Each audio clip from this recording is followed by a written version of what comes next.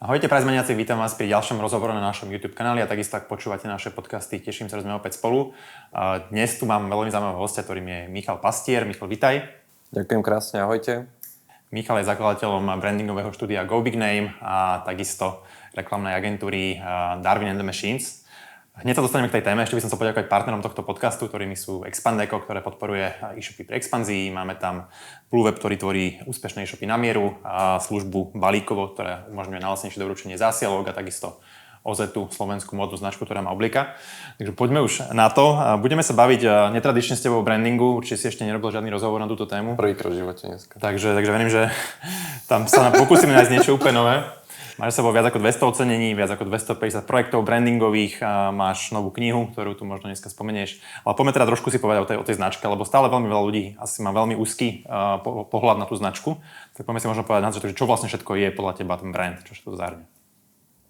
Ďakujem krásne za tú príležitosť. Budem sa snažiť byť dneska čo najpraktickejší a hovoriť aj nové veci. Ak si videli nejaké ďalšie ostatné veci, tak by sme naozaj nové.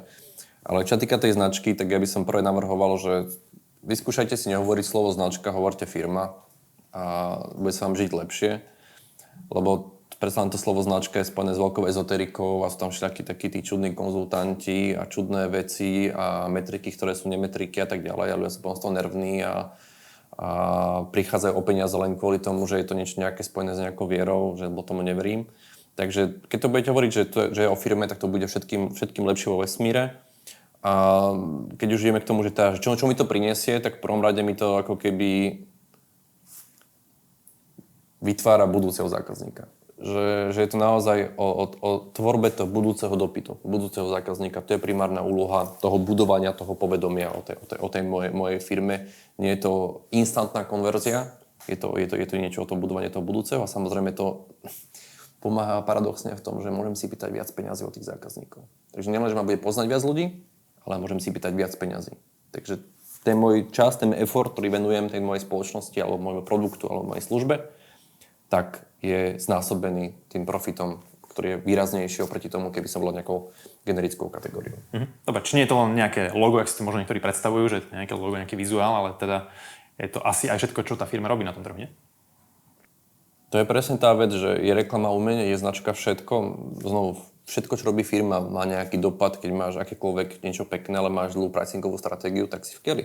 Ako náhle robíš všetko dokonale, máš všetko vypimpované, ale proste si na trhu, ktorý padá, tak si v keli. Takže ako keby preto by som skôr komplexnejšie sa pozeral na tú značku. A keby som si mal teraz vybrať, že aha, tak vlastne, že čo mám robiť, čo sú tie že primárne kroky, tak ja som vám dneska pripravil proste, že ukážky toho, že ja som fakt, že veľmi uvažoval, že ako to dneska spraviť a aby sme to nemali také, že poučka, tak bolo by úplne najlepšie si prejsť konkrétne príklady, kde sú ako keby tie princípy, ktoré aj som písal teraz v tej knihe, žltej knihe Budovať a značky, ktorá má teda 600 strán, takáto obrovská, ak to teda vidíte, ja to teda ukážem. Takýto gigant. A teraz bolo by ľahké hovoriť, že no v 8. kroku robte toto, top 3 typy sú takéto.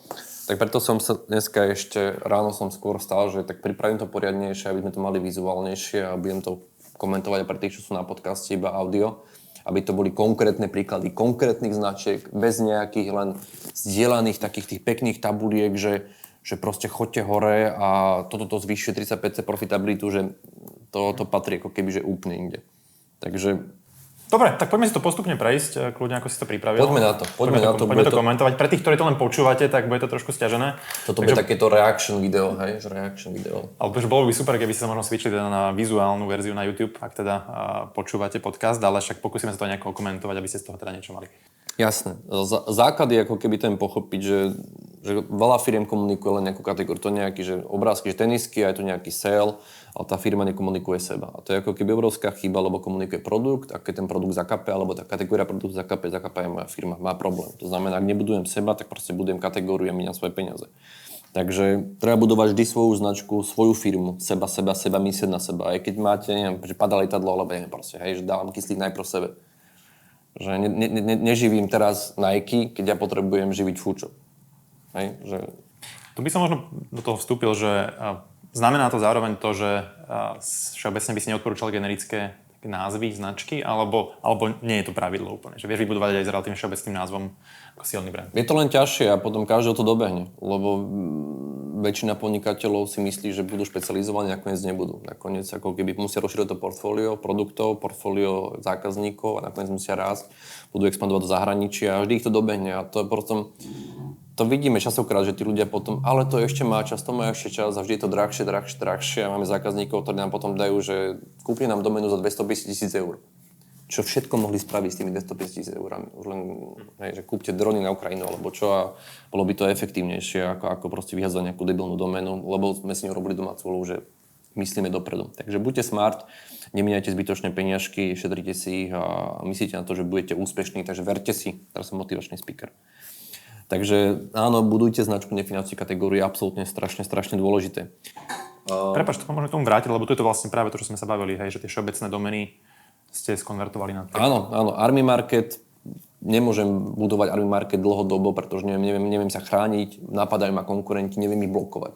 Takže preto sa volám Varagot, lebo zrazu viem blokovať niekoho, čo sa bude volať Varagot, proste niečo podobné. Ale keď sa volám Army Market, tak Army Shop neviem blokovať. A to je ďalšia vec, čo ľudia si nedomujú, že moje podnikanie je obrane mojej firmy. A to nie je o tom, že ja mám ochrannú známku a teda akože teraz čakám a hurá. Ja musím zároveň aj blokovať tí ostatní, ktorí sa snažia priživiť na mojom úspechu. A som tomu venoval čas, energiu, všetko, tak proste bránim svoju firmu. Preto sa cyklodresy zmenili na Holokolu, preto sa svet nápojov zmenil na Bonston, aby mohol rásť proste v Európe. Tempo nábytok na Kondela, lebo proste veľmi ťažko sa tempo nábytok v Maďarsku proste rastie, alebo v ďalších Rumunsku a ďalších krajinách. Detské postele Wilson, úžasné darčeky Balabim. Že ja by som to nebral tak, že toto bola že chyba, že tie firmy sa volali proste kategoriálne. Podľa mňa každý si s tým musí prejsť. Nikto neverí nikomu, keď vám to povie od prvého dňa tomu podnikateľovi, že a vy nebudete predávať detské postely. Ale ja chcem predávať detské postele. No nebudete. Že proste treba si prejsť týmto sám a človek bude aj pokornejší a bude ako keby aj sa vycvičí v niečom. A zároveň treba pamätať na to, že aj vlastne v tej knihe sú teda základné princípy, ako napríklad, že nájdi svoj kmeň, že napríklad aj Amazon nebol pre každého a najprv predával knihy. A to je dobré, že nájsť si niečo, čo ako keby nabehne, čo ma odbehne a keď je to aj takýto, že idem cez mamičky, ktoré majú deti, ktoré neviem čo a detské postele, je teraz september, ale neviem, že pohode, naučí sa podnikať, áno, strašne míňate peniaze, strašne míňate svoj čas a všetky takéto ďalšie veci, ale hold, musíte si zažiť ten fuck up, lebo nikto vás podľa mňa neprehovorí. Dobrý podnikateľ je tvrdohlavý, takže akože užite si svoj prúser a potom to opravte a je to v pohode. Keď sa môžem pristať pri tom príklade Svet nápojov, ktorý teda na iných trhoch funguje ako Bonston, ale viem, že na Slovensku zatiaľ zostáva ako Svet nápojov, že kde by si možno, počo by sa rozhodoval, keby si teda mal poradiť majiteľom e-shopov, že kedy má zmysel na nejakom trhu, kde už teda som etablovaný s tou pôvodnou značkou, ju nejakým spôsobom ponechať a kedy teda už dáva zmysel aj na tom lokálnom silnom trhu to rebrandovať. Veľmi záleží od toho, že či vôbec si merajú nejaké metriky tí majitelia o spontánnej znalosti značky v rámci kategórie saliencie značky, či ma značka napadne v kategórii, ktorej potrebujem. Väčšina e-shopperov ako keby to nerieši. Proste nejak idú a oni proste riešia skôr sklad a objednávky a či máme newsletter. Ale ako náhle začnú uvažovať nad tým, že aha, tak možno niekedy zistia, že máme takých tiež zákazníkov, ktorí boli v tom, že ich značka je najlepšia, ich názov je najlepší, všetko je najlepšie, sú geniálni, potom to odmerali a znalosť bola, neviem, 2%. Či konkrétne v tomto príklade ty máš nejaký insight, že prečo teda na Slovensku zatiaľ sú ako Svet nápojov stále? To nechám na nich, ako to oni majú a nebudem prezradzať samozrejme z ich kuchyne veci, ale všeobecne to je to, že niektoré firmy, niekedy je to spojené s programátormi, niekedy je to spojené s ambíciami, niekedy je to spojené so strachom, niekedy je to spojené, že tam neexistuje nejaký investor a tak ďalej.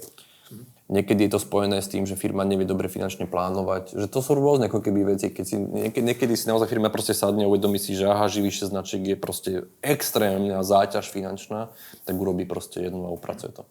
Takže každý to má inak. Stále platí, čím menej značiek, tým je to efektívnejšie, tým mám lepší fokus, môj marketing má fokus, môj tým má fokus. Vieme, čo robíme, ideme na tie rôzne trhy a tá iná značka môže komunikovať rôzne na tých trhoch. Takže tie brand kódy, tie kódy tej značky, ten maják tej značky nie je rovnaký, ale raz neviem, v Čechách komunikujem cenovo, na slovenskú cenu komunikujem štýlovosť, že to je ako keby rôzne, len nech tá značka je ako keby že konzistentná. Čiže z toho, čo hovoríš, keby ty si bol majiteľ, tak zrejme asi už aj na Slovensku boli bonstvo. To je takto. Nie som, nepoznám tú situáciu, nepoznám ten trh, nechcem sa k tomu vyjadrovať. A to je ďalšia vec, že je veľmi ako keby ľahké niečo posudzovať a odsudzovať a neviem čo, netuším, aká je tá situácia. Možno tam nejaký, neviem, domenový boj, alebo proste niekto, ja neviem proste, že nechcem špekulovať, ale všeobecne platí, čím neutrálnejší názov, tým ľahšia expanzia, tým ľahšie ako keby aj rast a samozrejme platí, že viem to potom brániť. A to je ďalšia vec, že veľa názvov sa rieši také, že ideme hacknúť systém, dáme tam to slovo, ale skutočne ten názov je v prvom rade odlíšenie od konkurentov a ochrana mojej značky. Ochrana, to je právna vec. To není moja dcerka vymyslela názov. Hej? Že to je normálne, že právnik by mal vymysleť názov ideálny, ktorý proste je silný, aby som sa vedel brániť v tom podnikaní. Lebo tých konkrétov je strašne veľa. Dobre, keby sme mali trošku zosumarizovať možno teda tie parametre alebo atributy dobrého názvu, tak vieš to nejako, že čo by to teda malo spĺňať? Tak v prvom rade by ťa to nemalo obmedzovať v raste podnikania. To znamená, neobsadzuje to podnikanie v názve, neobsadzuje to kategóriu v názve, to je absolútne primárna vec. Sekundárna vec je proste odlišnosť konkurentov, ja potrebujem top of mind v kategórii. Takže keď ja potrebujem, aby som bol odlišný od toho všetkého. Nemôžem si robiť fuck up, to znamená, že nemôže tam nejaký kulturálny problém, rasistický problém, nemôže ma to proste ničiť kulturálne, keď pôjdem do Španielska alebo kde. Malo by to vlastne blokovať v podnikaní, malo by to byť právne chrániteľné, trademarkovateľné, registrovateľné. Takže tých parametrov nejakých 16, ktoré ako keby treba okontrolovať, tam je presne, že ak sa to píše. Čiže presne, že môj obľúbený príklad je Pen Island, čo akože ostrov Pier je proste že super nápad, kým to nenapíš ako doménu, čo je Pen Island. Hej, a to je tá vec, že treba to kontrolovať zvukovo. Treba to kontrolovať, keď máš napríklad presné značky, ako je Driverama, ktoré potrebujú primárne oslovať vodičov a ľudí, ktorí chcú kúpiť autá v Nemecku, tak oni počúvajú rádio. Takže ty potrebuješ, aby to dobre znelo v rozhlase. Potom, to sú ako keby tá praktickosť toho, že bude to ten názov, napríklad robíme strašne veľa produktov, ktoré sú v regáloch, neviem, teraz sme testovali niečo v Saudskej Arábii až po Britániu, ako to vyzerá v regále, keď je to napísané. To sú tie praktické veci, ale ľudia ako keby to riešia len cez páčivosť a aké to je vôbec ako keby to, že ako to bude v praxi fungovať, ako to bude odčítateľné v tom regále z 5 metrov, to človeka nenapadne, lebo proste lebo riešim, hej, či som to vymyslel, keď bol spon. To sú všetko v podstate asi hovoríš o firmách, ktoré majú alebo budú mať ambíciu expandovať a byť na medzinárodnom trhu. Napadá ti nejaký case, kedy to môže byť kontraproduktívne, mať taký nejaký, nazvem to, že medzinárodný brand, keď chce byť nejaký, povedzme, lokálny? Nenapadá ma to. Nenapadá ma to vôbec, ako keby, že... Také nejaké pekné slovenské značky, keď sú nejaké oblečenia, alebo myslíš, že je to Super, tak buďte chudobní, akože to je vaše rozhodnutie. Čiže len v prípade, že asi chcem zostať malý, regionálny, tak tedy to možno dáva zmysel, nie? To je tak, že to je strašne bezpečné, že máme za sebou fakt 250 projektov, čo znamená 250 founderov. Možno je ten zázrak, že nás oslovujú tí, ktorí sú ambicioznejší. Ale reálne, idem do podnikania prečo? Áno, je veľa ľudí, ktorí rieši cez ego. Chcem mať firmu, chcem byť founder. A idem jedno, fejkujem, že som úspešný. Hej, a fejkujem, že mám zisk a tak ďalej. Ale Slovensko je malý trh. Ty vo finále, ak máš proste trošku vypočený, ty zistíš, že aby som rástol, ja potrebujem rásť aj kategoriálne. Takže pekný slovenský názov je fajn, ale možno, možno ako keby zastaviť, možno nechcem ísť do zahraničia, ale zastavíme v tej kategórii. Takže aby som sa bál toho, že ale tak týmto to fungovalo, chcú byť malí. Tak proste, tak majte malé ambície. Tak ale hovorme o tom, že prečo podnikáte? Chcem mať osobnú slobodu. Možno chcem proste zabezpečiť svoje deti, alebo netuším. A zrazu sa človek na to inak pozerá, ako len to, že mám firmu, ukážem, že mám proste všetkým a mám to a tak ďalej 3 roky, že podnikanie je ťažké. Podnikanie je ťažké v tom, že tam je ten stred toho ega, toho trhu, tej potreby toho zákazníkov a väčšina ľudí počúva seba a zabúda počúvať tých zákazníkov a zabúda počúvať tam, kde sú tie budúce peniaze. A to je veľmi, veľmi ako keby komplikovaný proces a preto ako keby väčšina podnikateľov žiaľ zlyhá. Môžeš trošku ešte približiť ten proces, ako vznikali tieto značky, že myslím, že tak procesne, že jak to robíte v podstate, že keď príde za vami klient, že ako to prebieha? V Proces je veľmi jednoduchý, že nemám rád také tie ezoterické workshopy na 18 000 hodín, na 500 stretnutí, kde vlastne sa aj tak rieši, prečo to robíte, ako ste začali a také klasické veci. Takže my si dáme veľmi intenzívne ako keby pohľad na ten trh. Že ukážem tam tých príkladov. Ináč to bude najlepšie si ukázať príklady, lebo tam to celé je, aby sme si presne nehovorili len, že tam virtuálne, ale že aby tam bolo. Takže čo je strašne dôležité pre tú značku, je vybrať si niečo, čo budem ako keby rozpoznateľné. Či je to nejaký zakladateľ, symbol, farba, tvar, písmo, vzor, charakter, zvuk, vôňa, štýl. To je ten môj maják značky, aby ma rozpoznali tí moji zákazníci a budúci zákazníci na tom trhu. To je akože niečo si z toho treba proste vybrať. Ak nie som ego-driven founder, ale som produktový founder, tak si vyberiem symbol, farbu alebo neviem, tvar. Ak idem do regálu, tak si riešim tvar. Alebo budem mať značku, ktorá bude v podcastoch, tak riešim proste sonic branding. Len si treba vybrať niečo. Treba si vybrať niečo, čo bude ako keby spojené s mojou značkou, čo bude unikátne. Poviem príklad Grizzly. To je veľmi zaujímavá situácia, že Grizzly nás oslovilo, že poďte nám pomôcť s kampaňou, s komunikáciou, značkou ako takou. A bolo veľmi zaujímavé sledovať, že vlastne, že oni naozaj že dlhodobo, že to je jeden z najväčších predajcov proste zdravej výživy a orieškov v Čechách. Extrémne silná ako keby, že firma. A komunikácia ich bola o tom, že ukazovali padajúce oriešky, padajúce proste jahodky, padajúce proste veci, ktoré boli generické. A to je teraz už chápete, čo myslím pod tým, čo je že generické. Ak ukažujem oriešky, tak robím kategóriu. Promujem oriešky. A človeku to nedojde ako keby, lebo ty vlastne rastieš v úvode, lebo máš nejakú bázu, ale zrazu dostaneš do takého sa bodu, že ty zrazu nevieš ďalej raz. A prečo? Zrazu si tam preto, lebo ty si budoval kategóriu. A keby Grizzly budoval seba od začiatku, tak rastie rýchlejšie. Ale ten founder bol super smart v tom, že pomenoval to Grizzly, nebolo to, že svet o Žižku, alebo neviem ako. Super smart. Ale potom s tým Grizzly treba pracovať. Takže nielen, že robí také, že proste máme tu na 500 produktov a všetko sú niečo oriešky. Takže to je veľmi paradoxné, vlastne tým pomáhate aj Mixitu. Hej. Tam je nejaký konkurent a oni normálne vedia, že keď jeden z nich ukáže oriešky, tak rastie aj druhý. Majú to zmerané. A teraz si poviete, že ale my robíme oriešky. Je jedno absolútne, čo robíte. Tak to funguje. A ukazujem tú kategóriu a pomáham konkurentom v kategórii. Ľuďom to nedojde. Oni roky dávajú strašné prachy do komunikácie kategórie a neuvedomujú si, keby merali všetky metriky, že pomáhajú konkurentom, lebo tá kategóriu, ja vlastne živím tú kategóriu.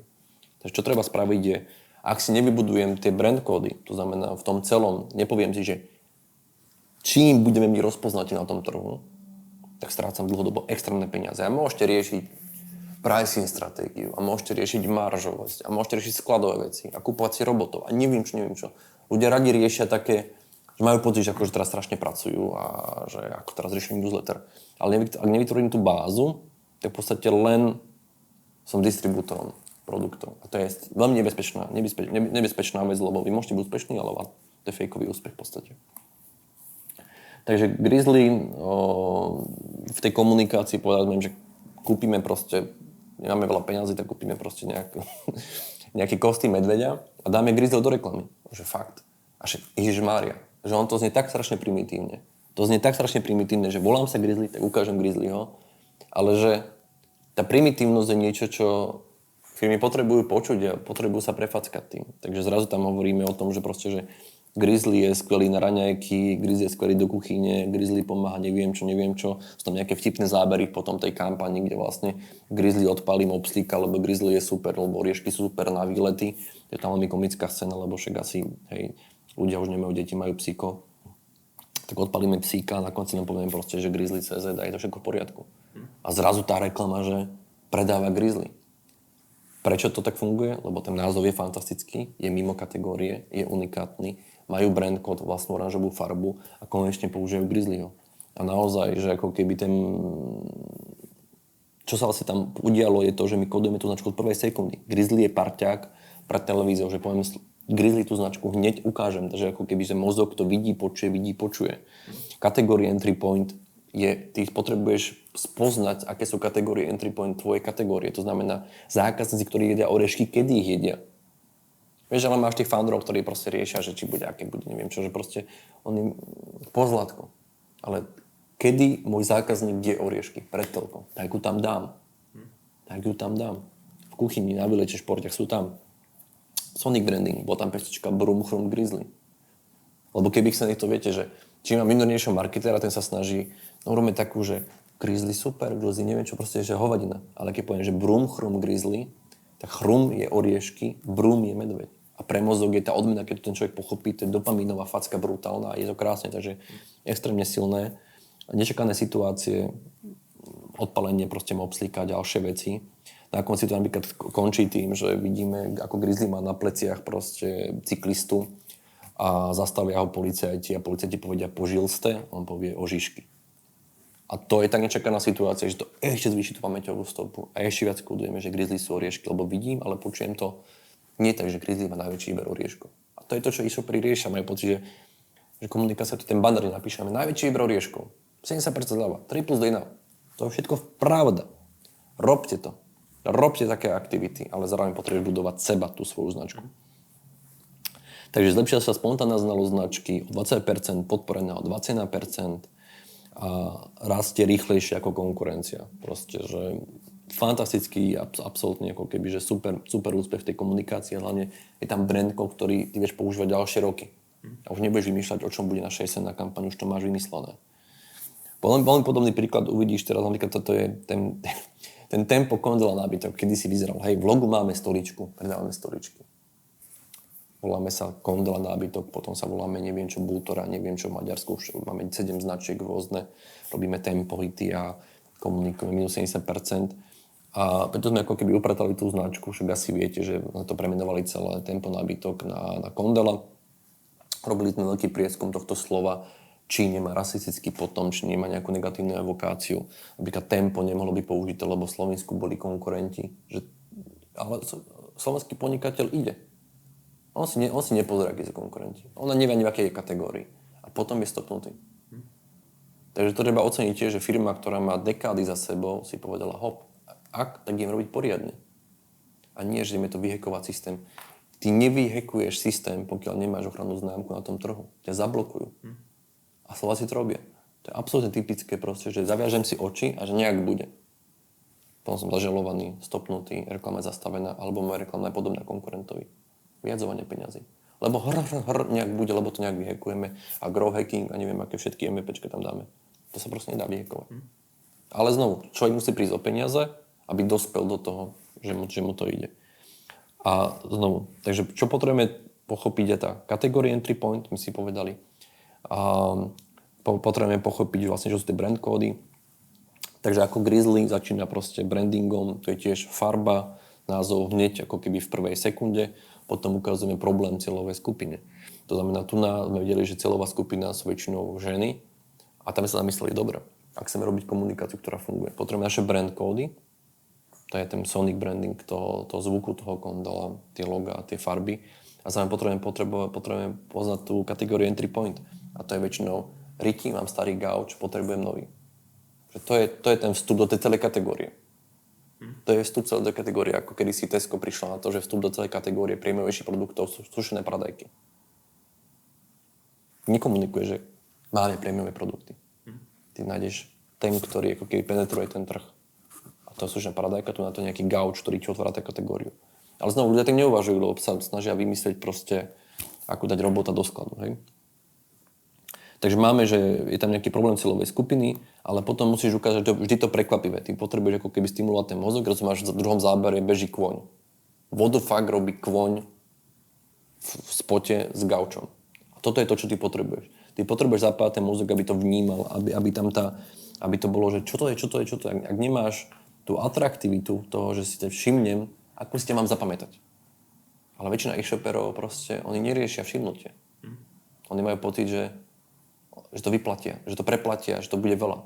Ale však šetri peniaze. Urob to zaujímavo, ty potom šetríš peniaze. Takže preto máme koňa. Potom tam máme samozrejme druhý insight cieľovej skupiny, že kto väčšinou má vyriešiť problémy domácnosti. Väčšinou v tomto prípade to nejaký muž, ktorý má proste vyriešiť, že však vyrieš ten gauč. 5 rokov sľubuješ, že ho vymeníš. 10 rokov sľubuješ, že ho vymeníš. Kedy to vymeníš? A chlapi neviem čo. Hej? Takže ako keby, my si to ako keby hráme s tými stereotypmi. A tiež veľmi vtipné sledovať tých ľudí, že no a vy teraz to robíte stereotyp a nerobíte stereotyp. Je to stereotyp? Využívame ho. Tak to je. Ale čo robíme, je to, že žena je aktívna. Takže chlap neschopný chodí na ryby. Je to vec, ktorú sa veľa žien stotožní. Znovu, všetky? Nie. Všetky nie. Ale pre tú masu, ktorú potrebujeme, je to niečo, čo poznajú. A zrazu prichádza archetypálna situácia, princ na bielom koni, ale je to krabica kondela na bielom koni. Znovu, videl si niekedy ružovú krabicu prichádzajúcu na bielom koni a zapadá slnko? V živote si taký obraz nevidel. Ako komunikategória, tento gauž je takýto, neviem čo, kúpte si teraz nové poťahy. Nemáš tam nič. Ale vďaka tomuto zrazu máš brand kód, kondelák na bielom koni, takže to je kombinácia, ktorú ty nepoznáš. Ale keby si nemal tie kódy vybudované, nemáš tam nápis kondela, nemáš to logo a nemáš toho maskota, tak tá reklama nefunguje. Takže čo sa pýta k tomu procesu, čo je dôležité v úvode, pochopiť tú kategóriu, pochopiť, kde sú peniaze v tej kategórii, to je tá primárna cieľová skupina, a pochopiť tie trhy, na ktoré ideme, a potom vybudovať tie brand kódy, aby každá ďalšia komunikácia už bola ľahšia. A potom samozrejme tam je záber s novým gaučom a potom tam je ten brand kód, ako sedí kontrolák na gauči so spokojnou zákazníčkou. Je to pomerne veľmi primitívne, takto teraz to poviem, ale vymyslieť to a prísť na to, že proste bude krabica jazdy na koni a tá krabica má archetyp, ako keby, že archetyp má hlas Barryho Whitea a hovorí gondola, je bizar ako hovado. A ľudia si to proste také tomu zapamätajú. Ale ty môžeme niekoho, kto povie, že a to je také čudné, a to je dobre. A to je sakra dobre, lebo šetrím peniaze. Tak chceš šetriť peniaze, alebo chceš páčiť všetkým? Keď sme pri peniazoch, určite veľa shopov by aj takéto niečo asi uvedomuje, že to je dôležité, by to možno chcel robiť. Vieš nám povedať nejaký spodnú hranicu, kde si myslíš, že má zmysel vôbec do takéhoto niečoho ísť, čo sa týka nejakého budžetu, či už na tú kreatívu, alebo na tie médiá, že kde začať, hej, že... Kódy, značky. Všetko, čo ukazujem, je už akože aplikácia. Ale to sú tie veci, ktoré však tieto firmy začínali bez toho, aby mali televízne kampane. A teraz si predstav, že si taký smart, že si šetríš prachy už od prvého dňa. Už máš brand kódy od prvého dňa. Takže ty nemáš prachy na televízny spot, ty nemáš prachy na nič. Na nič. Ideš možno pozrieť newsletter. Není lepšie, keď už buduješ seba od prvého dňa, ale zase máš dve veci. Idem len genericky budovať kategóriu a budovať seba. Čo je lepšie? Zváž. To je akože strašne malý budget, reálne, vieš, tak si to vyklikaj, alebo čo len ako keby len to pochopenie toho, že ty od prvého dňa vieš byť proste profesionáli, akože zaražajúce pre mnohých, lebo chcú byť na svál takí amatéri. Dobre, čiže asi bod číslo 1 nemať zbúchané niekde logo na kolene, ale mať niekoho, kto naozaj tomu rozumie a minimálne vytvoriť všetky tieto veci okolo. No pochopiť, že tvojím cieľom nie je logo. A to je ako keby častokrát ten náš konflikt, že tým, že ako keby my nie sme nejak, že teraz, že poďte s nami robiť alebo tak sme veľmi úprimní k tým zakladateľom, tak proste sa ich pýtame, že čo je cieľom. My chceme logo. OK, prečo? Čo sa deje? Aký je cieľ? Kam sa ísť? Čo chcete dosiahnuť? A niekedy si, že logo je proste nenápadné, len potrebujú nejaký pattern, alebo potrebujú nejaký iný brand kód. Všeobecne e-commerce veľmi stále podľa mňa veľa e-shopov vôbec nerieši nejaký konzistentný branding a tieto veci, čo ty hovoríš. Prečo si myslíš, že to tak a ako to možno z čoho to vzniklo? No lebo väčšinou to zakladajú programátori, ktorí sa hlikali e-shop, alebo ľudia, ktorí presne, že majú nejakú passion, typu väčšinou sa ti narodí dieťa, tak ideš teraz robiť nejaký detský produkt, ale začneš bicyklovať, tak robíš nejaký bicyklová vec, že vlastne ako keby, že nerieši sa to biznisovo. Chcú si splniť sen. Skôr taký nadšenci, než biznis. Nadšenci. A zrazu ako keby potom máš ľudí, ktorí naozaj že berú to biznisovo a oni si naštudujú. Kedy budem zarábať viac? A to je úplne uvažovanie ako chcem obchod alebo chcem e-shop. Takže pokiaľ ste v tom, že chcem e-shop, tak skúste si povedať akože možno prečo ho chcete a že prečo e-shopy fungujú. Že zamyslite sa nad tým trošku. A plus je to spojené aj s tým, že tieto veci sú tak primitívne, že ich je ťažké pochopiť. Že oni sú jednoduché. Ale ty neveríš jednoduchosti. Ty máš pocit, že teraz to treba proste, to musí byť zložité. A potrebujem takýto nejaký systém tam dať. A druhý efekt je, že typické, že pre tento región, presne to, ja to nejak vyhekujem, ale proste hľadať nejaké také, že rýchlo kvastnú nejakú vec, ktorá teraz bude ten veľká vec. Neakceptovať, že možno to je 8 vecí, ktoré potrebuješ spraviť. Ale chcem tú jednu vec spraviť, že bože, to by bolo super. Že dúfať taký ten, že to bude ten diamond, ktorý ako keby si osvietím. Takže ako keby je to kulturálne, bol to socializmus, nízke povedomie o práve, nízke povedomie o trademarkoch absolútne ako keby, že egocentrizmus cez to, že máme tu príklady ako je Alza alebo iné úspešné, ale proste just to nebudeme tak robiť, keď proste tak funguje. Na schvál to budem robiť svojou cestou a potom sa popalím. A to je to, že vlastne ty to vieš robiť stále svojou cestou, že netreba sa proste báť, tie veci proste fungujú a ďalšia vec je taký ten strach, že ďalší foundery robia to, že furt sa každého pýtajú na názor. Na všetko. Aké logo by ste si brali? A ty keď sa vlastne pýtaš, ty robíš potom obyčajné veci. Lebo sú očakávané. A pri brandingu, keď sa robí aj hocičo, ty nemôžeš dávať hlasovať ľudí. Lebo si vyberú obyčajnú vec a to je drahé. A ty si vystrašený founder, nevieš čo robiť, tak ty tam dáš, že čo sa vám páči, bez poznania kontextu. Neviem, aký máš cieľ. A to je ďalšia vec, že strach. A možno si povedať proste, že OK, tak ja rozhodnem, alebo zoberiem niečo, čo je proste neobyčajné v tej kategórii, že... Takže tam je veľmi veľa prvkov. A dôležité je, že dá sa s tým bojovať, dá sa s tým pracovať na sebe a možno si po takýto príklad, ako je tento Kondolák, alebo neviem proste, hej. Ale čo je zaujímavé, toto sme zabudli, že nový brand priniesol 40% lepšie konverzie ako pôvodné nastavené značky. Ty sa pýtal, že asi čo vám priniesie značka? Alebo čo ti priniesie, keď to upraceš? Už 40% lepšie konverzie Kondola. A Kondola nie je rýchlo kvasná vec, ktoré vieš, to také, že keď máš tam biznis, tak 40%, tak to máš, hej, že ako sa hovorí, 100% rastli, koľko? Z 2 na 4 zákazníkov. Ale keď máš firmu, ktorá má dekády a máš 40% lepšie konverzie, tak sa asi sakra niečo brutálne stalo. Alebo čo povedali potom nám, že nový maskot zvyšuje návratnosť investícií do online reklamy dvojnásobne. Oni mali predtým maskota. Neviem, či si pamätáte. Pamätáš si, aký mal maskota predtým Kondola? Vieš čo, pripomeň.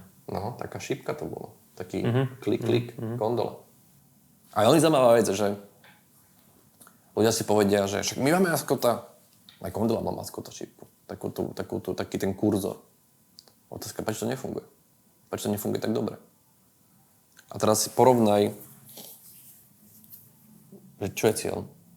Chcem zvyšovať nákup v e-shope. Ako sa bude nakúpať v budúcnosti v e-shopoch? Cez mobil? Cez tablet? Je tam kurzor? Sakra nie.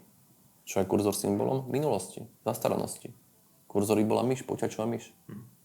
Kto použije počítačovú myš? Ja nepoznám človeka, ktorý použije počítačovú myš. Ja ešte, jo. No, ale že toho strašne málo, ale na tablete to nemáš. Teraz uvedomíš, že aha, tak ja chcem predávať hypersonické proste rakety do vesmíru a v mojom logu bude plachetnica. To asi nie je dobré. A plus, kurzor je generický symbol, ktorý nevieš vlastniť. Prečo sakra dávaš prachy do generického symbolu? Ty potrebuješ robiť unikátnu vec. A to znamená, že tie brand kódy, keď si upracuješ, aká je naša farba? Ktorá nie je obsadená. Je tam modrá, neviem čo. Magentová nie je obsadená v našej kategórii, bude magentová. Aké symboly obsadené? Stolička, stôl, neviem čo, vieš, pozri si kika, neviem a tak ďalej. Nemôže to byť také. Tak bude to proste nejaká krabica, ktorá vychádza z loga tej značky. Ale toto tí zakladateľi, ako keby oni predávam nábytok, dám tam stoličku. Kľud, čas, zamyslieť sa. Čo predáva, keď tam nebude symbol z tej kategórie? Čo predáva, keď nevyberiem si len maskota, ale vyberiem si unikátneho vlastného maskota. Ale znovu, to môžeš 500 krát tým ľuďom povedať, až kým si nezažijú ten fuck up a neminú strašne veľa peniazy a nevidia že proste tie awareness nefunguje, odčítanie značky nefunguje a tak ďalej, až potom začnú na tým uvažovať, že aha, tak asi nie, že keď chceme byť takýto, tak potom je tam robota, alebo neviem, hej. Dobre, ak možno neviem sám takéto veci si interne vyriešiť, ty by si ako odporúčil postupovať pri výbere nejakého marketiáka, partnera, agentúry brandingovej, alebo ako k tomu pristúpiť? No, ideálne ako keby povedať si, že čo mám problém, či potrebujem naozaj len nejakých klikačov, dizajnerov, aby mi spravili, mám presné víziu a viem, čo treba robiť. Alebo či potrebujem vyriešiť proste že celkovo, že aj biznis problém nejaký. A podľa toho si brať tú agentúru, lebo že ty máš strašne rôznych typov kategórií, ktoré vo finále nakoniec si spravia to logo, ale sú to úplne iní ľudia. Takže tak hovorím, že chcem stratégiu od spisovateľa, alebo že chcem brand od dizajnera, že on to môže sa trafiť, ale reálne, že my máme veľmi zlé skúsenosti. Akože najčastejšie, čo nám klienti hovoria, čo boli prúsery, je to, že Nechali sme spraviť identitu od tohto dizajnového štúdia a potom sme zistili, že vlastne to nefunguje, lebo to je podobné konkurentovi, najčastejší problém, nevieme s tým ďalej rásť, nedá sa to používať proste v online a tak ďalej a tak ďalej. Proste, že akože, ale pritom to je pekné. Ale že im sa to páčilo, keď to bolo, že sakra, aký to parameter páčivosti. To je najčastejšia vec. Takže ako keby, keď tam je ten biznis rozmýšľaný, tak sa človek ako keby, že uvažuje inak. Že nerieši naozaj tú páčivosť, rieši naozaj ten cieľ, že čo sa má stať, keď to bude úspešné. Že kto uvažuje takto, tak, ale možno ste super smart podnikateľ, ktorý presne vie, čo chce, len potrebuje ruky.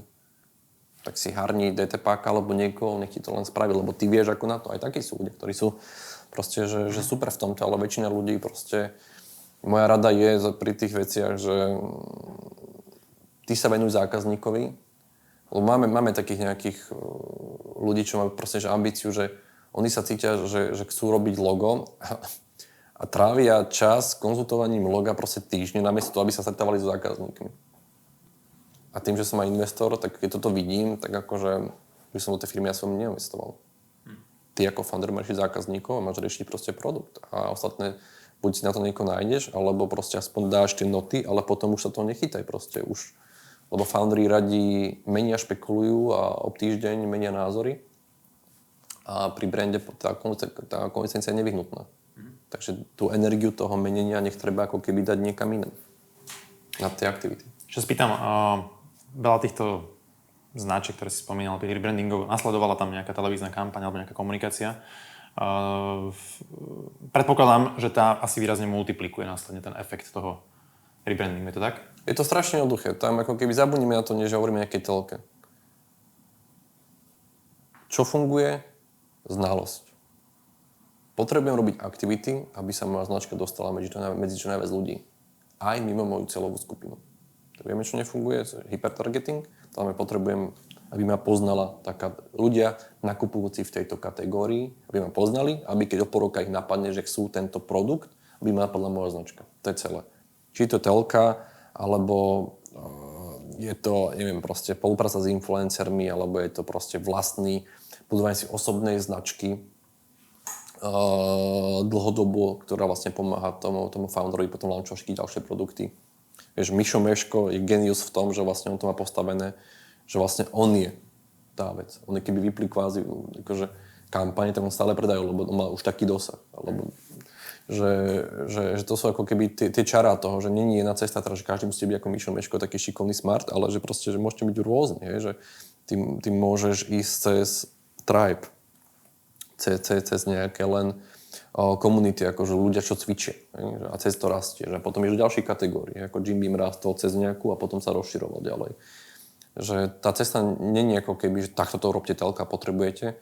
Robte to, aby vás poznalo čo najviac ľudí, aby si na vás spomenuli v správnej chvíli. A to žiaľ, ako keby potrebuješ robiť takýmto spôsobom. No, myslím tým napríklad to, že asi je rozdiel, keď niekto investuje 1,000 eur mesačne a jeho konkurent investuje 20 000 mesačne. A to je ďalšia vec, proste potrebuješ poznať svoje konkurenčné prostredie a to je niekedy strašne vtipné, keď ako keby, že niekto nám dá nejaké ciele a potom tam dáme rozpočty konkurentov a vy máte ciele, ktoré sú väčšie ako konkurenti a konkurent dáva tu na, neviem, o 4 milióny viac do komunikácie, že je dobre poznať realitu. A to je ako keby ďalšia vec, ľudia ako keby chcú žiť v takomto mobile a potom sa po internete šíria, ako táto firma urobila túto jednu vec a teraz je populárna v Bostone, hej, že ale už sa nevie, že vlastne, že čo všetko sa tam robilo. Ešte možno jedna vec, vy keď komunikujete s tými foundermi alebo s tými klientami, riešite nejako ten samotný produkt v zmysle toho, že ako veľmi by si vedel robiť takýto efekt, dajme tomu, ak by ten produkt naozaj nebol dobrý, alebo proste akú veľkú rolu tam hrá ten produkt? Malo. Teraz ako keby žijeme v dobe, kedy to ako keby výrobný štandard tam je rovnaký. Každý tam robí v rovnakých fabrikách, v rovnakom štandarde, že zákazníci sú veľmi rozmaznaní. Tá kvalita pomerne, vieš, kedy si naposledy mal naozaj, že kedy si zažil, že zlý produkt. Že je to oveľa menej. Že naozaj, že proste tie veci nejak držia, hodinky nejak idú, proste fľaša to nie toto, hej, že stoličky som nepadol, toto sa netrhá, že kvalitný štandard už je. Musí byť výnimočne, keď sa niečo fakt, že posere. Takže tým pádom, OK. Asi možno to nie je až v tom produkte. Bolo to o tom všetkom okolo. Dobre, lebo vlastne v e-commerce riešim situáciu, že je tu nejaká fakt, že stav, že hyperkonkurencia, že v jednej kategórii, dajme tomu niekedy, že 100 plus proste konkurentov. Čiže ty teda z tvojej skúsenosti si toho názoru, že teda vieš prebiť, a jak máte všetci identický sortiment, dajme tomu, tak naozaj ten marketing, tá kreativita, toto vie urobiť ten rozdiel v tom výsledku a v tej ziskovosti. To je základ. To je základ. Či vyhráva ten, ktorý má buď za najlepšiu distribúciu, alebo najvyššiu znalosť. Ty môžeš byť neznámy, ale keď máš dobrú distribúciu, že proste si v momente, keď ľudia proste to sú asi v tom regáli, tak vyhráš. Akože to je strašne, to je ako vo finále, to je strašne primitívne, ale sa treba proste povedať. Vyhrám buď distribúciou, že som tam, kde to proste chytím a mám na to chuť, proste to vyberiem si z toho, ale potom, keď už tam mám tých 6, tak ktorý vyhráva. Ja nemám šancu ochutnať tie produkty, alebo to sa nedá. A efekt tej značky je väčšinou aj ten, že ako náhle nakúpim raz, tak je potom, neviem, tam sú 25, 20, 30% väčšia šanca konverzie pri ďalšom produkte. Že ty ako náhle investuješ do jedného, tak vlastne ty ľahšie predávaš taký ďalší. A to je tá vec, že proste, že ako ten Jim Beam, keď sme tam robili, neviem, ten môj Move, alebo Beastping, alebo ďalšie nejaké značky, private labels, tak vlastne ty každý ďalší launchneš, tak už máš za sebou tú veľkú značku. A toto je tá vec, na ktorú sa tiež nejak zabúda v podstate, že to je tá reálna investícia, že tebe sa všetko ľahšie potom predáva. Ľudia nevedia porovnávať kvalitu, aj veľmi však Ježišmária, však to je odveká vec a to je znovu tá, že ľudia špekulujú na tom produkte good enough. Mám vyriešenú distribúciu, mám vyriešenú znalosť, známosť. To je moja primárna úloha ako foundera, zabezpečiť financovanie a tak ďalej, ale už teraz, že mať výnimočný produkt, aj ťaženie vo vesmíre už nie je výnimočné. Litovca auta, koľko bol konkurentom? Ako mi to hovoril Patrik, nejaký, neviem, že 80 litovcích ho bolo. Rozumieš, že spoliehať sa na to, že my máme unikátny produkt, dá sa trafiť ideálny produkt pre celú skupinu, ktorú práve nikto neoslovuje. Že niekomu kradneš práve zákazníkov. Že to je super, ale to, že my to teraz vyladíme ten produkt. Máš tam ešte niečo nachystané? Jasné. Krásny príklad je Dekodoma, to je veľmi, veľmi vtipná vec a to je tiež to, že aj v tejto knihe vlastne častokrát tam je tam veľká časť o tom, ako si obsadiť niečo v hlavách tých zákazníkov. Ona sa vlastne volá, že osť, taká halúza, to je reálny príklad toho, že Dekodoma predáva tiež hrnce a obliečky a takéto ďalšie veci. Je to v Čechách, na Slovensku to je Dedoma, sú veľmi akože extrémne úspešní. Nie je to ten Dekodom, čo na Slovensku, to je tiež akože ďalší príklad toho, že ako sa môže nepomenovať z dlhodobého hľadiska, keď sú nejakí konkurenti na nejakých trhoch, alebo ako mať ochrannú známku v tej ďalšej krajine, aby si blokoval. Takže neviem, kto si z nich neurobil domácu úlohu, ale tá druhá firma už mala byť bloknutá, keby, hej. To je nič, neriešime. Čo je dôležité? Kedy bude predávať viac postelných obliečok a obliečok na gauče Dekodoma? A teraz tam riešiš to, že môžeme riešiť florálne vzory. Alebo teraz je populárne čierno-biele. Alebo bude to z biobavlny. Alebo tu bude merino. A to sú produktové parametre. A tie sa menia. Nálady sa menia. A ty staneš sa top of mind v kategórii, neviem čo, florálne motívy asi v ríti, keď bude teraz pásiky. A to robia firmy. Takže ako ja viem predávať pod jednou značkou 100 produktov napríklad, alebo aj 3, nie 1, 3. Ty si potrebuješ obsadiť ten, ako keby, že tú os v tej hlave tých zákazníkov a pre Dekodoma, ja som si napríklad myslel, že ľudia si zariadujú domácnosť kvôli tomu, aby sa ukázali pred návštevníkmi, pred návštevami. To som si ja myslel, že ty vole, že to asi bude preto, že to by bolo super robiť kampaň o tom, že ti ako keby chváli návštev, ako to máš doma pekné. A urobili sme si prieskum, a že vlastne, čo máme komunikovať s tou Dekodoma. A nakoniec z toho prišlo to, že tá osť, nie ako, že sa teda, že idem sa ukazovať a neviem čo chváliť a tak ďalej, ale že je útulnosť. Ale znovu, keď sme to povedali, im oni, že čo? To tak není. To je veľmi zaujímavá vec, že tá reakcia, že čo? A ukazuje, a tu prieskum, že vyzerá, že tí ľudia fakt, oni to robia pre seba. Oni chcú mať útulnú domácnosť. Oni nechcú mať teraz proste moderný poťah. A to je akože obrovský mindset, že čože? Že útulnosť. Útulnosť je to, čo vám otvára peňaženky. A vznikla strašná halus, tiež, že proste začína to brandingom, je tam veľmi výrazný brand symbol, nejaký fialový jazvečík a to je ďalšia vec, že vlastne, že čiava není brand kód, fialová čiava je brand kód. Že to je ďalšia vec, že ty nemaj tam, neviem čo, hej, mopslíka, ale maj tam niečo, čo je ikonické, preto fialová krava funguje. A čo bol za mňa tento pes v tejto reklame, v úvode povie, že tam vlastne nejaký problém so záclonou, že chýbajúca záclona, juchu. Takže problém je super, lebo ja si to zútulním, ja si to zútulním. Celé to iba spievanie, ja si to zútulním. A teraz si predstav, že máš nejakých founderov, ktorí sú hrdí, naše poťahy sú z tohto, neviem čo, takéto je to, neviem, stretch, neviem čo, odolné a tak ďalej. Máme 5000 zákazníkov a máme, že sieť predajní, máme sieť e-shop, máme najväčší výber, také tie founderské veci. A potom ti povie niekto, že budeš tam mať fialového jazvečíka, ktorý bude spievať, ja si to zútulním. A to vám bude zarábať. A teraz ten mindset, ale my máme tu na 1500 produktov. Budete mať fialového jazvečíka, ktorý bude spievať, ja si to zútulním. Prečo? Lebo ja nepočúvam founder, ja počúvam toho zákazníka, ktorý mi povedal, ja si chcem zúplňovať domácnosť. Toto cvičenie je strašne ťažké. Lebo ty si hrdý ako founder, ako si budoval firmu, aká je veľká. A sme hrdí, aké sú naše hodnoty. Aby sme poctivý výrobca neviem čoho. Nobody cares. Iba HR, alebo neviem čo. Hej? Takže máš proste s to zúplním, spieva nejaký proste debudný fialový jazvečík, úplná halus a to je celé. Ja s to zúplním, deko doma, útulnejší domov. A teraz, pretože máš toho foundera, ktorý teraz vyhekoval nejaký e-shop a teraz tam programuje a rieši s programátorom, ktorý proste odmieta chodiť do roboty, lebo má pocit, že teda ešte je COVID, alebo neviem, čo chce robiť z domu a riešiš potom neviem čo a proste riešiš taký problém, to ti povie, že útulnosť je tá vaša osť. Oni to zavesili, má to, neviem, 4 milióny videní na YouTube, čo je úplne bizár. Funguje to, že šialene. My sme boli za nimi, že či robiť ďalšiu kampaň a prišli nejaké metriky, brand ratingové, aj predajné, aj všetko a v Čechách to je v kategórii najúspešnejšia kampaň. Proste normálne, že oni si objednali výskumné agentúry, aby to vyskúmali a to predáva, že šialene. Takže my sme prišli o zákazku, lebo sme im odporúčili, že viete čo, dajte to znovu. Celú túto kampaň dajte ešte raz. Nepotrebujete nás teraz vyrobiť niečo nové. Takže sakra, my sme prišli o prachy. Ale to funguje.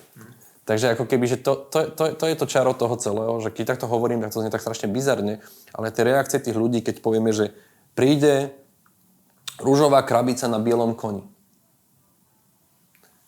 Na medveďovi sedí cyklista, zastavia ho policajci, čo ste požil? Fialový jazvečík spieva, ja si to zútulním, lebo konečne je bordel doma. To sú bizarné veci. Ale to sú tie, ktoré predávajú. Lebo sú atraktívne a tým pádom sú zapamätateľné a hlavne oni vychádzajú z insightov tej celovej skupiny. Ešte sa spýtam, máte za sebou viac ako stovky projektov, si hovoril, tak ako často sa stane, že proste, že to nevyjde, skrátka, že to nevypali dobre a ak áno, ak sa to stalo, takže čo boli možno tie príčiny, keď sa z toho vieme nejako poučiť? Základné poučenie je to, že veľa firiem naozaj tých founderov, že chcú mať kampaň. Že chcú mať kampaň, lenže oni myslia, že kampaň je to, keď urobím ten vizuál, dám to tomu influencerovi, alebo neviem, dám to do tej reklamy, že ten spot. Kampaň ho dosahu a dopadu. Ja potrebujem to podporiť mediálne. Na čom je videjko a potom sa budem modliť a pošlem to všetkým kamarátom, až zdieľajte, je to nezmysel. Ako podnikateľ nemôžem dúfať v úspech. Čiže nejak povedané, že tam bol, povedzme, že dobrá kreatíva, ale nízky budget na... Nikto tam nevidel, lebo to nebolo nasadené. Alebo sa nám stalo, že napríklad, že produkt nebol predajník. Robíš kampaň, ale produkt nie je predajník. Lebo distribúcia zlyhala. To sa fakt stáva. Čo je akože bizar, jak hovado, ale to sa fakt stáva častokrát. Že robíš, že všetci všetko majú, ale produkt sa nesiel vyrobiť a oni proste už mali bizarné situácie. A základný najčastejšia vec je, komunikácia potrebuje dosah dopad, nepotrebuje dúfanie. Keď už takéto niečo mám, že viem, aká je moja stratégia, to je ďalšia vec. To všetko som hovoril, to sú marketingové stratégie. A ešte býva prúser v tom, že niekto si robí marketingovú stratégiu a vyjde mu z toho, neviem, personalita značky. A teraz nikto nevie, čo s tým má robiť. Máš prezentáciu na 250 slajdov, archetypy, persony, neviem čo. Nevieš, čo s tým, lebo ti nikto nepovedal, že zákazníci riešia útulnosť. Lebo tí founderi majú pocit, že keď budú mať 250 vecí, že to bude super. A to je druhá, ako keby tretia vec. že budem mať dosah dopad, ale neviem čo, ale hlavne ako keby, že mám toľko veľa tej stratégie, vlastne nemám žiadnu stratégiu, neviem, čo mám robiť. Takže preto ako keby niekedy to stratégiou je obsať si útulnosť. To je celé. Obsať si útulnosť. Je to jedno slovo. Jedno slovo. Ale predsa stratégia musí byť veľkolepá, veľká, 500 slajdov. No nie, potom nikto nevie, čo má robiť. Ešte možno z hľadiska financií, že by sme mali predstavu, kde sa možno takéto spolupráce, kampane, rebrandingy nejak pohybujú, vieš, na nejaký range. Chápem, že asi ten horná hranica nebude obmedzená, ale že dajme tomu, že ten priemer, ten benchmark, že aké kampane robíte. To je veľmi rôznorodé, vieš, niekedy sa... Rádovo. Niekedy sa dohodneme na tom, že proste, že pomáhame v rámci podielu vo firme, podielu na zisku. Niekedy proste sa to rieši kamarátsky, niekedy pomôžeme a ten človek sa vráti o 10 rokov. Že je to veľmi rôznorodé, hej. Že Allegro je tiež úplne iný princíp, to vieš, obrovský medzinárodný tender. Tam tiež nejak riešiš tie veci, takže ono to je... Veľmi ťažké dať tomu nejakú cenovku, lebo tá je veľmi záleží od situácie tej firmy, ale to sú fakt vo finále nakoniec malé sumy, bizarne malé. Že keď sa nám povie, že v Amerike stojí naming $80,000. Prečo? Lebo trademarky sú prúser. A tu keby si to povedal, že toľko to stojí, tak tu nás sa ľudia zastrelia, hej? Že proste, to nikdy, tá hodnota tam je. Takže akože samozrejme to prispôsobenie tomu trhu a pre nás to je proste, že aj tak long term hra, že proste teraz vám pomôžeme, ale my vieme, že sa k nám aj tak po finále, že zistíte, že budeme spolu pokračovať. Ako Kondela. Najprv sme robili rebrand a potom sa robila komunikácia. Dobre, ale tak asi, ak už tam rádaš ten mediálny budget, tak už to asi bude, že 100,000 plus, nie? To je veľmi rôznorodé. Skutočne, vieš to robiť aj s menším budgetom? Vieš to robiť aj s menším budgetom. To je znovu, či si smart, aké máš spolupráce. Keď robíš ako keby, že keď máš dobre urobené brand kódy, tak potrebuješ menej peňazí a stačí ti možno 30,000 a pár influencerov. Keď máš na hovno brand kódy, tak ti nepomôže ani 200,000. My sme prekonali kampaň, ktorá mala rozpočet 2 milióny a sme ju prekonali s rozpočtom 30,000, lebo oni nemali brand kódy. Oni to len drpkali komunikáciu, ale vôbec nebola, tá značka tam ako keby nesvietila. Čo je halosť ako hovado. Takže niekto spali 2 milióny a znalo sa zvýšilo 1%. Jasné. Dobre, budeme musieť končiť, viem, že máš program nabitý, tak vieš to nejak na záver nejako zosumarizovať, možno tie odporúčania, také nejakú finálnu, ako by si to celé nejak zhrnul. Viem, že to veľmi celé zjednodušil, čo je super. Sa mi páči, že si to dal tam takého fakt, že možno, že si to ľudia vnímajú až príliš zložito. Tak keby si nejaké záverečné slovo k tomu dal. Presne tak, že je to nejaký skill, je to nejaký craft, nie je to žiadna ezoterika, nie je to žiadne mystérium, proste to základné veci. Základníci sú ľudia nejak reagujú, mozog na niečo reaguje, oči na niečo reagujú. Ak budem počúvať tie biologické právy toho organizmu, ak budem počúvať tie vnútorné motivácie, ak si budem obsadzovať naozaj, budem poznať tú moju... Vlastne, dobre. Toto bude dobrý záver, že presne, že ak si poviem, že o čo mi ide, ak sa naučím, dám si tie facky, že vlastne ako reálne funguje ten trh, že tam proste naozaj potrebujem mať ten dosah, dopad a také ďalšie veci, metriky. Ak poznám tú ulicu mojej značky, akí sú moji konkurenti, aké sú problémy, strachy, obavy mojej celovej skupiny, vyberiem si svoj kmeň, naučím sa používať tú skratku, že to ja som, neviem, tá osť je vlastne aj skratka, že útulnosť, alebo neviem čokoľvek iné. Mám meno, ktoré ma neobmedzuje, mám maják, ten brand kód značky, lebo som fialový, žltý, ale tak proste, že žltá kniha budovania značky je ten maják, hej. 4 kolesá značky, atraktivita, frekvencia, konzistencia, zrozumiteľnosť, katapult, to znamená, že čo ma odpáli pred tých konkurentov, aby som bol nad nimi, že čo je to nejaká spolupráca, alebo je to nejaká presne kolaborácia, alebo to je niečo, nejaká feature, alebo je to founder, reflektor, čo vlastne ako keby, na čo dám reflektor, keď som niekomu pomáhať, alebo niečo vyriešiť v spoločnosti, alebo tá vzduchloď, čo vlastne bude pripomínať moju značku celému trhu, či je to ocenenie, konferencia, neviem, sponzoring, že som prítomný, aj keď tam nie som reálne, že to je nejaké ako keby 12 základných princípov, ktoré viete nasledovať bod po bode. A verím, že tým pádom ako keby, že kliknete to vec a že nebude to také, že rýchlo kvasná vec, ale že budete si, extrémne si zvýšite šancu na úspech, lebo to robíte poriadne. A keď aj vy príjete o tú energiu, alebo vaši klienti nebudú sa pokračovať v podnikaní, tak môžete predať fungujúcu značku niekomu ďalšiemu a zarobiť na tom. A to je ako keby tá ďalšia vec. Urobíš to poriadne. Máme zákazníka, ktorý predal dvakrát značku. Dvakrát firmu pod rovnakou značkou. Tým pádom on teraz pod tou istou značkou launchuje tretiu firmu a znovu to predá. Chápeš, že vlastne, že značka je rovnaká, len tam napojil iné firmy a predal to už dvakrát, že to je brutál. To je brutál. To je absolútne brutál, keby si vymyslel, že fialovú kravu a predáš pod tým 3 firmy. A to sa dá. A to je tá ďalšia vec, že obchodovať, to je reálna hodnota. Takže ak si dáte týchto 12 nástrojov a dáte si nejakých pár hodiniek k tomu a prejdete si ich, alebo ak budete mať viac času, tak týchto 600 strán, to je nejakých 15 hodín čítania. Tak ja viem, že v týchto generáciách sa má top 3 triky a tieto ďalšie veci, ale len to je asi trošku aj komplikovanejšie. Takže držím vám to palce a hlavne preberte zodpovednosť za seba. Nemusíte všetko nechať hlasovať ostatných a byť vystrašení, že čo ľudia povedia. Ľudia vždy povedia niečo. Treba s tým rátať. Držím palce. Michal, díky moc, že si prišiel. Bolo to mega zaujímavé a myslím si, že sa podarilo nejakým spôsobom celé tak zjednodušiť, upratať. Verím, že veľa e-shopárom to pomôže. A ďakujem aj vám, že ste nás sledovali. Ak sa vám to páčilo, alebo máte tomu nejaké otázky, postrehy, kľudne nechajte komentáre pod videjkom. Budeme radi za každý share, tweet, like, follow a tak ďalej. Takže díky moc a vidíme sa pri ďalšom rozhovore. Ahojte.